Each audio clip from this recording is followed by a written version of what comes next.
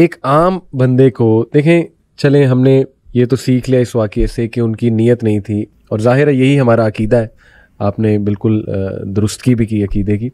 لیکن ایک عام بندہ جو ہے وہ ظاہر ہے اس سے گناہ ہو بھی جاتا ہے، نیتاً بھی ہو جاتا ہے، اور ویسے کبھی کبھی یہ کہ انسان چاہ نہیں رہا ہوتا لیکن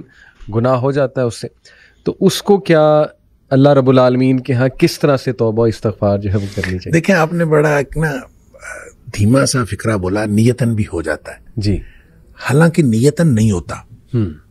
گناہ جو ہے دیکھیں کل بنی آدم خطاء، صحیح، اگرچہ نبی پاک صلی اللہ علیہ وسلم نے فرمایا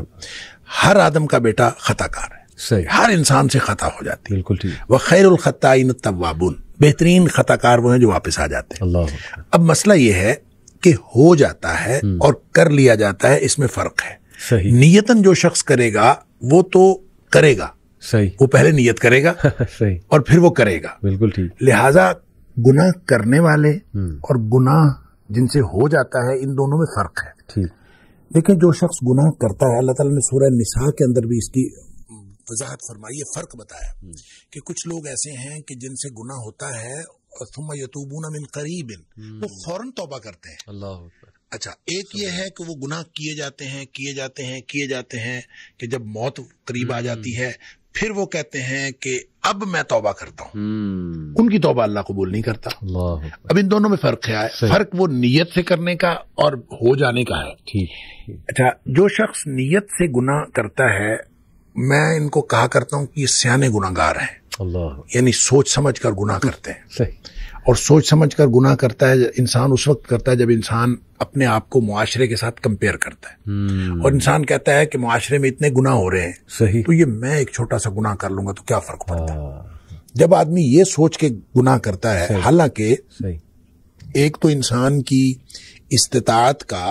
کسی دوسرے کی انسان کی استطاعت کے ساتھ کمپیریزن ہے ہی نہیں، بالکل ٹھیک، لا یکلف اللہ نفسا الا وسعها، جو ہے ہر شخص کا امتحان اس کی استطاعت کے مطابق، صحیح، لہذا ہو سکتا ہے کہ کوئی دوسرا کوئی بڑا گناہ کر کے بھی بخشا جائے اور آپ کو چھوٹا سا گناہ پکڑوا دے، یہ ہو سکتا ہے، لہذا آپ کسی کے ساتھ کمپیریزن نہیں کر سکتے۔ صحیح، آپ کی استطاعت، آپ کی صلاحیت وہ الگ ہے، دوسرے کی استطاعت اور صلاحیت الگ ہے، اس کا امتحان اس کی استطاعت کے مطابق، آپ کا امتحان آپ کی استطاعت، لہذا اس کی کمپیریزن آپ کر نہیں سکتے۔ لیکن جو گناہ کرتے ہیں وہ عام طور پہ اس کو بنیاد بناتے ہیں، لوگ اتنے بڑے بڑے گناہ کر رہے ہیں، ہم اتنا چھوٹا سا کر لیں، یہ جب سوچ سمجھ کے کرتے ہیں تو اس کانسیپٹ سے توبہ کی عام طور پہ توفیق نہیں ملتی۔ اللہ، اس کی وجہ یہ ہے کہ آدمی نے سوچ سمجھ کے کیا ہوتا ہے کہ کوئی حرج نہیں ہے کہ میں کر لوں گا تو کیا حرج ہے، اس کو پھر توبہ کی طرف بالعموم اس کا دھیان توجہ ہی نہیں جاتی، کیونکہ اس نے سوچ کے کیا ہوتا ہے کیا حرج ہے۔ بالکل ٹھیک، دوسرے گناہ گار وہ ہیں جن سے ہو جاتا ہے، وہ اس نے یہ طے کیا ہوتا ہے کہ یا اللہ میں نے کوئی گناہ نہیں کرنا، اللہ کے ساتھ نیتاً صحیح، اس نے یہ بات طے کی ہوتی ہے کہ میں نے کوئی گناہ نہیں کرنا، بالکل ٹھیک، گناہ اس سے بھی ہو جاتا ہے، صحیح بات، کیونکہ کلو بنی آدم خطاء،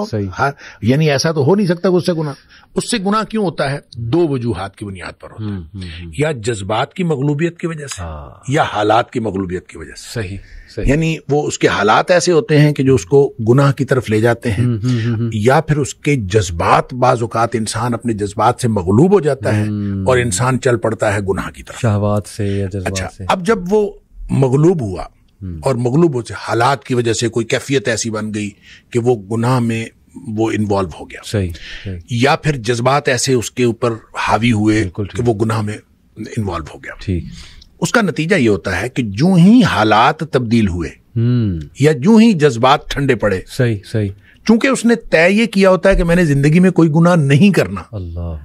تو اب جو ہی حالات بدلیں گے، جس حالات کی مغلوبیت کی وجہ سے اسے گناہ ہوا ہے، تو فوراً اس کو یہ خیال آئے گا کہ یا اللہ میں نے تو یہ گناہ نہیں کرنا تھا، یہ مجھ سے کیا ہو گیا۔ اللہ، اور اسی طرح جب اس کے جذبات ٹھنڈے پڑیں گے تو اسی وقت وہ اس کو خیال آئے گا، ہوش حواس میں آئے گا، تو کہے گا یا اللہ میں نے تو یہ نہیں کرنا تھا، یہ مجھ سے کیا ہو گیا۔ یہ ہے وہ ثم یتوبون من قریب، کہ فوراً وہ توبہ کر لیتے، پھر اس کو فوراً خیال آتا ہے کہ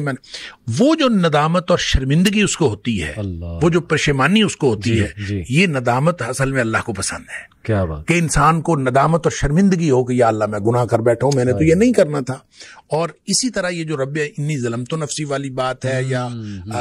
حضرت آدم علیہ السلام کی دعا والی بات ہے، یا ویسے بھی نبی پاک صلی اللہ علیہ وسلم نے فرمایا کہ ایک آدمی گناہ کرتا ہے اور گناہ کر کے پھر اللہ سے بات کرتا ہے رب انی اذنبت، تو اللہ میں نے گناہ کیا ہے، یعنی اقرار. یہ اقرار جو ہے یہ بہت، یعنی اقرار ہے، اس کے اندر ندامت ہے. اللہ میں گناہ کر بیٹھا ہوں اور تو معاف کرنے والا ہے، تو مجھے معاف کر دے. یہ ندامت اور شرمندگی جو توبہ کی شرائط میں سے بھی ہے، اور یہ وہ نقطہ ہے جو اصل میں اللہ تعالیٰ کو پسند ہے. تو جس کے اندر یہ ندامت اور شرمندگی آتی ہے وہ توبہ بھی کرتا ہے، اللہ تعالیٰ کو پسند بھی آتا ہے. اور اللہ کو کتنی توبہ پسند آتی ہے اس کے لیے تو وہ حدیث ہے بڑی معروف کہ نبی اکرم صلی اللہ علیہ وسلم نے فرمایا کہ اگر کوئی شخص جو ہے، وہ ایک مثال دی آپ نے کہ کوئی شخص جنگل میں سفر کر رہا تھا صحرا کے اندر، اور سارا اس کا سامان اونٹنی پہ لدا ہوا، اور اس نے ایک کسی درخت کے نیچے سستانے کے لیے وہ ٹھہرا، تو کچھ دیر بعد اس کی آنکھ کھلی تو اس کا اونٹ غائب تھا. صحیح. جس کے اوپر ساری اس کی گویا مال و متاع بھی اسی پہ تھا، سفر بھی اسی پہ کرنا تھا. اب لقودق صحرا ہے، میلوں لمبا چوڑا،